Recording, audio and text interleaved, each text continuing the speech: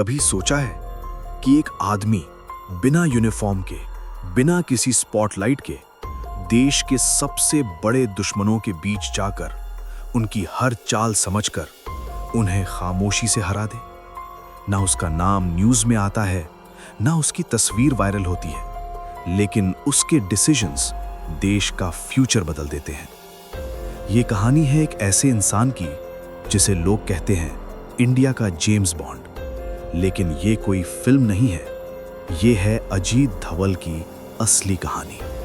20 जनवरी 1945 उत्तराखंड के एक छोटे से गांव में एक बच्चा पैदा होता है।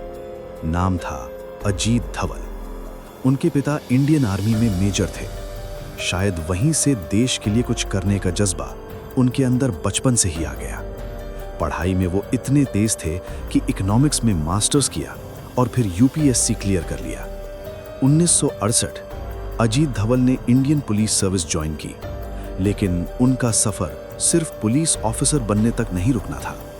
कुछ ही सालों में उन्हें एक ऐसी दुनिया में भेज दिया गया जहां ना नाम होता है, ना पहचान, सिर्फ मिशन होता है। 1972 अजीत धवल इंटेलिजेंस ब्यूरो में शामिल हो गए। यहीं से शुरू हुई उनकी असली कहानी। उनका पहला बड़ा मिशन था मिजोरम। वहां इंसर्जेंसी अपने पीक पर थी। हर तरफ डर था, गन फायर थी और लोगों का भरोसा टूट चुका था। अजीत धवल ने क्या किया? उन्होंने बंदूक नहीं उठाई, उन्होंने अपनी आइडेंटिटी छुपा ली। सालों तक वो अंडरकवर रहे और धीरे धीरे इंसर्जेंट्स के बीच घुस गए। और फिर एक ऐसा काम किया जो किसी फिल्म से कम नहीं था। उन्होंने दुश्मन के कैंप के लोगों को ही अपनी तरफ कर लिया। कहा जाता है उन्होंने इंसर्जेंट ग्रुप के कई कमांडर्स को कन्विंस किया, जिससे बाद में शांति की राह बनी। ये सिर्फ इंटेलिजेंस नहीं था, ये माइंड गेम था। लेकिन असली कहानी अब शुरू होती है। 1980 अजीत धवल को एक ऐसा मिशन दिया गया जहां एक छोटी सी गलती मौत बन सकती थी। पाकिस्तान।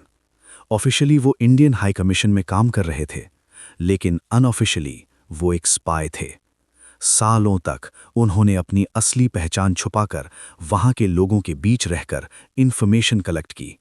सोचो, हर दिन एक नई आइडेंटिटी, हर पल पकड़े जाने का डर, फिर भी मिशन कंटिन्यू। ये कोई फिल्म नहीं थी, ये रियल लाइफ थी। 1988 पंजाब में सिचुएशन बहुत सीरियस हो चुकी थी। गोल्डन टेम्पल के अंदर मिलिटेंट्स छुपे हुए थे। ऑपरेशन ब्लैक थंडर शुरू होने वाला था।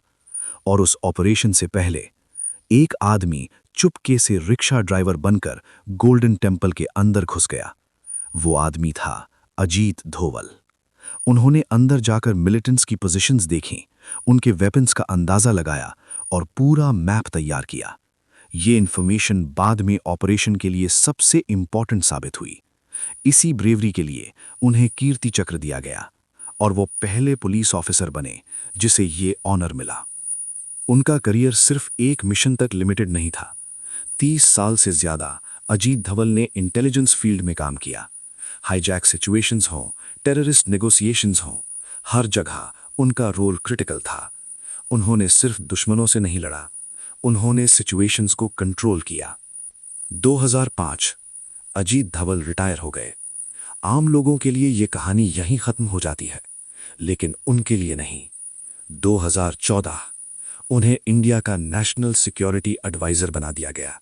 यानी अब वो सिर्फ ग्राउंड पर नहीं, पूरे देश की सिक्योरिटी स्ट्रैटेजी डिसाइड कर रहे थे।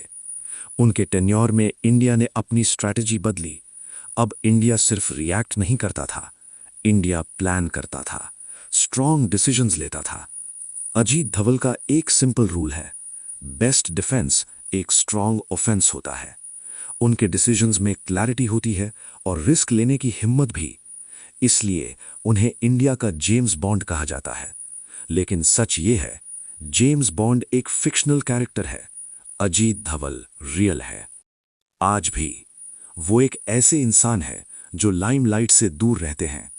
रिपोर्ट्स के मुताबिक वो अपने डेली काम के लिए मोबाइल या इंटरनेट का यूज भी नहीं करते ताकि सिक्योरिटी कॉम्प्रोमाइज ना हो। उनके लिए सीक्रेसी ही सब कुछ है। सोचो, एक आदमी जिसने अपनी जिंदगी का ज्यादा हिस्सा दूसरों की आइडेंटिटी में जीकर देश की रक्षा में लगा दिया, न फेम के लिए न पैसों के लिए, सिर्फ एक वजह से, इंडिया। ये कहानी सिर्फ एक स्पाई की नहीं है, ये कहानी है दिमाग की पावर की, स्ट्रैटेजी की और उस हिम्मत की जो अंधेरे में काम करती है ताकि देश रोशनी में जी सके। और शायद अगली बार जब तुम किसी हीरो के बारे में सोचो तो याद रखना, कुछ हीरोज स्क्रीन पर नहीं, शैडो में जीते हैं, और उनमें से एक नाम है अजीत धोवल।